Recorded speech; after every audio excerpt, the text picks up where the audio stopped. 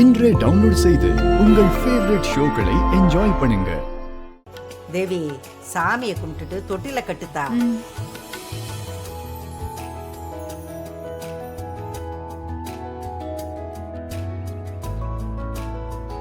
தேனு இந்தா நீயும் கட்டு.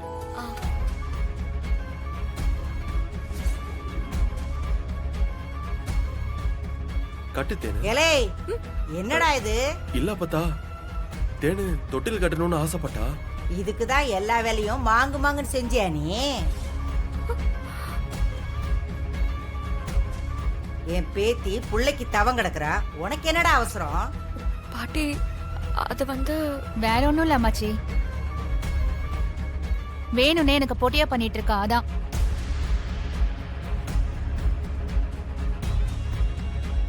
என்னடா மனம், நீங்க தொட்டில வாங்கிட்டு வந்து நிக்கிற? எல்லாரும் பேசி வச்சு பண்றீங்களா? இல்லடா, இப்ப என் அக்கா தொட்டில் கட்டினா என்ன? கட்டக்கூடாது.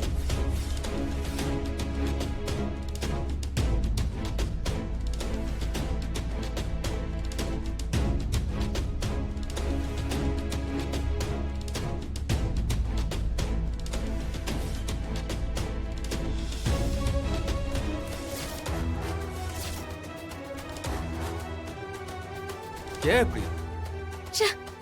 ஏன் இப்படி பண்றீங்க? என் அக்கா குழந்தை பெத்துக்க கூடாதா? ஏய், நீ பேசாத. அடுத்து நீ தொட்டில் கட்ட போறியா? என்ன கட்டினாலும் உன் வயித்துல ஒண்ணும் வரப்போறது இல்ல.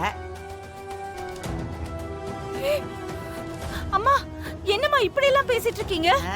உண்மையதான் பேசுறேன். என் பேத்தி வயித்துல உருவான கருவை கொன்னதே இந்த ஜீவா தானே.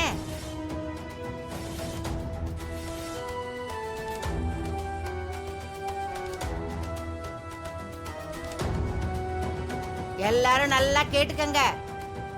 என் குடும்பத்துல பிறக்கிற முத குழந்தை என் பேத்தி வயித்துல பிறக்கிறது தான்.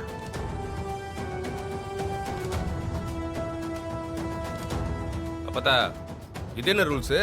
மரத்துல என்ன இடமா இல்ல? இல்ல, இப்ப யாருக்கு முதல்ல குழந்தை பிறந்தா உனக்கு என்ன? ஏய், வாய மூடுறா. ஒரு தடவை உன்னை நம்பினதுக்கு தான் இப்ப நாங்க இந்த நிலைமையில இருக்கோம்.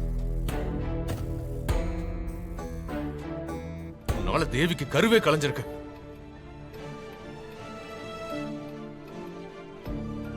இன்னைக்கு வரைக்கும் ஹாஸ்பிட்டல் நாங்க அலைஞ்சிட்டு இருக்கோம்.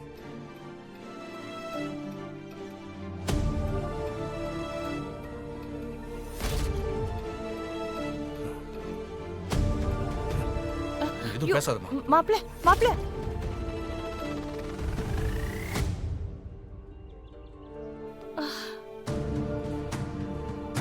எங்க என்ன சொல்றாங்க இவங்க?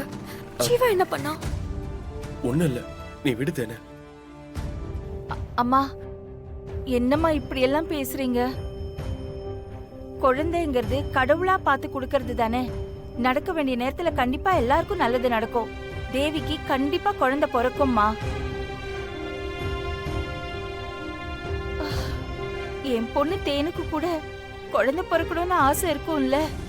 ஆசைப்படுறதுக்கும் ஒரு தகுதி வேணும். என் குடும்பத்துல என்ன நடக்கணும்னு நான் தான் முடிவு பண்ணுவேன்.